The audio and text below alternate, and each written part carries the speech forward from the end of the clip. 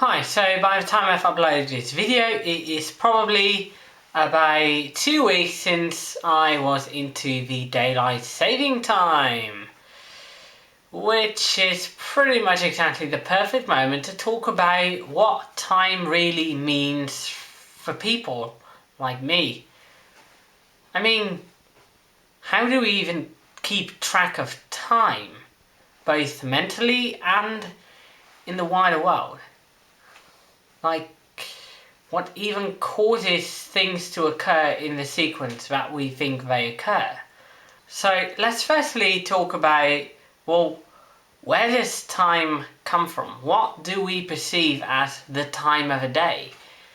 Well, there is still some semblance of time in the entire universe, probably even before it expanded into the galactic scale that we live by today.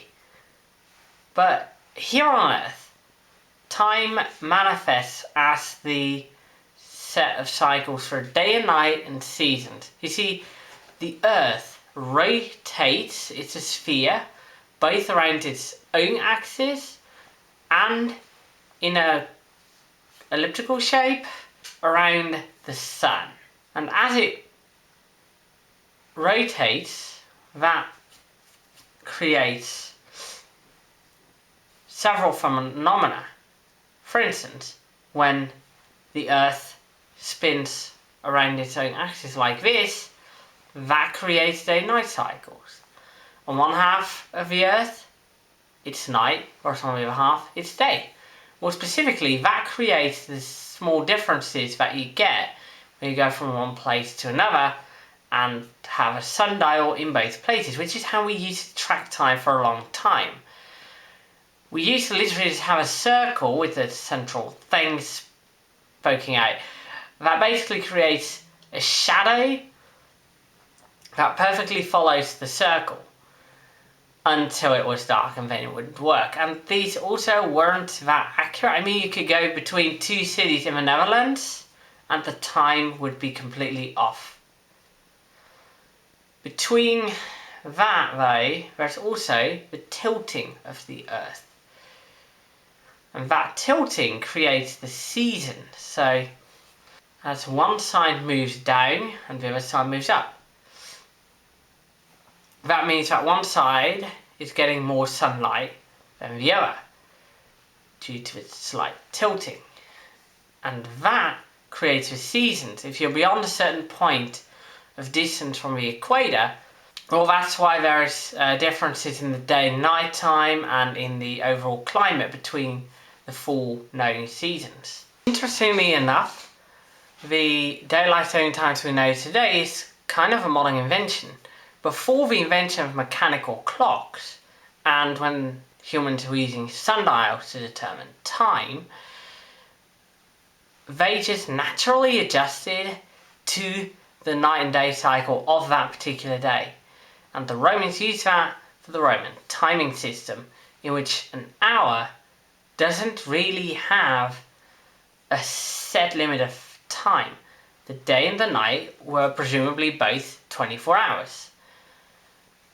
It was only when they were fixed together that equal length hours came along, and thusly what happened was that what's referred to as civil time, the time measured by the clocks, and the sundial time could potentially go out of sync with one another. George Hudson was a New Zealand entomologist who first created DST to specifically get more time outside. But at the time, nobody really believed him, especially over in the tropical areas of the world. Nobody wants daylight saving time, for reasons I'll talk about a little bit later. And thusly, the clock was only set to daylight saving time for the first time during the spring of 1914 here in Europe. That was not, however, to give people more time outside, but to make sure that people would use less energy during the day, which was needed for the First World War. You see, daylight saving time works by making sure that the time frame which human activity occurs fits the day and night cycle, so that lights would be turned on for a shorter period of time. But that doesn't really work anymore, because we went from nobody having air conditioning before World War One to everyone starting to get air conditioning, especially in tropical areas, after World War Two. And those things suck up a lot of energy when people don't go outside. And in addition, we end up getting modern lighting technology and computer technology that meant both that lighting a room costs less energy, and that some kinds of people would prefer going inside rather than outside. And that led to daylight saving time eventually becoming less effective and perhaps even costing more energy. But we don't really know for sure, with everything in the end saying that it isn't a big leap anymore, or maybe even at all. But one thing is for sure, that goes to the second topic of this little video. That is how we perceive time. And that contains two components: unconscious perception and conscious perception. The unconscious perception is done via the circadian rhythm, which determines when you're awake and when you're asleep. That can get very messed up by daylight saving time. It also determines a couple other things, but mostly that, and that enough is great for causing sleep deprivation, especially in the summertime. People always talk about a jet lag when they go away. That's because their circadian rhythm has to adjust to the new time. And the result of that is that they will be sleeping at unnatural times for a long time. Maybe they say a day off for every hour of difference between where you went and where you live is a good hint.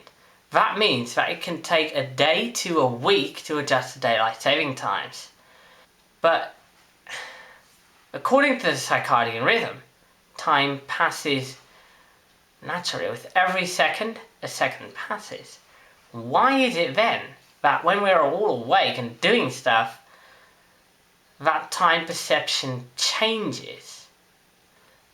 That comes to a conscious element of time perception. Yes! Time perception. And more specifically, that's coming to how our brain registers activity.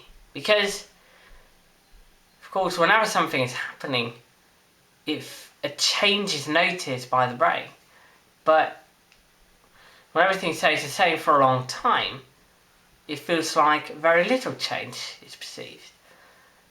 The interesting side effect of this is that if you're having more fun, time passes by more quickly. Why is that? It's almost a mystery, because you would expect time to go more slowly as you're really enjoying the moment. But it's exactly the other way around. Every new moment of ours just passes right through. And yet we remember them. So that's kind of weird. When we are really having the time of our lives, that time passes by far more quickly than we're just sitting down listening to someone we're not interested in. There's always this one tip that I got when I was younger and I didn't really like school. One of the tips that I heard or implied or something was don't look at the clock. That's always a temptation when things are happening very slowly. We always think, oh, what's the time again? I want to get out of this. And yet, when we're intrinsically motivated to do something we like, well, time just whizzes past as if it were nothing. And we enter a flow state in which nothing other than what we are doing matters to us. Maybe that's a theorem behind our loss of time perception when things get fun. It's just because we don't care about time. Here's another one. We always perceive time as something linear, things happening in order. So, are they really, when you are not really looking at the time? Because it's actually scientifically known, unlike what all of us believe, is that time just once passes through forwards. Time can actually dilate. And, of course, that's not going to happen in your everyday life, but it could. For example, if you go close enough to a black hole, or if you travel very close to the speed of light for very long. Though both of these can be kind of improbable. There is something completely different though. We think time is linear, but the time of a day, the days of the week, the weeks of the month, and the months of the year all form what's referred to as a cyclic data pattern. And that is where time is truly unique among all kinds of data. There are very few kinds of data that naturally wrap around the 0 point. There are many, like temperature, net profit, or supply-demand balance, that can diverge either way from a 0 point. But there are very few where you go around like this and then you're right back at the start. So like, let's say we go from 0 and then we end up at 24.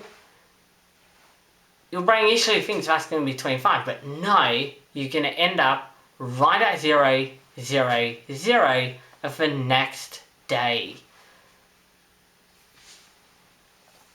And by the way, why is there this very weird notion of time not having standard SI measurements? Because in an SI measurement, the steps are typically 100. So you go from 1 meter becomes 1 kilometer. That's actually 1,000, but there is 10 millimeters for a centimeter, 10 centimeters for a decimeter, 10 decimeters for a meter, and so on and so forth. But for time, it's very different. We go, there's 60 seconds in a minute, there are 60 minutes in an hour, but then there are 24 hours in a day. Maybe there was a time when the Earth's only span 1/100th or something.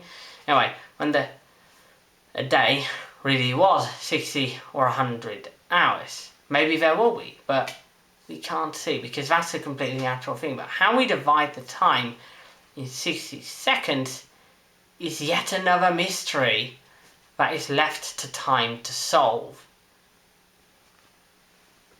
Maybe I'll read about that another time, because maybe the time that I've recorded this video that has passed gets a little bit too much, both for me and for you.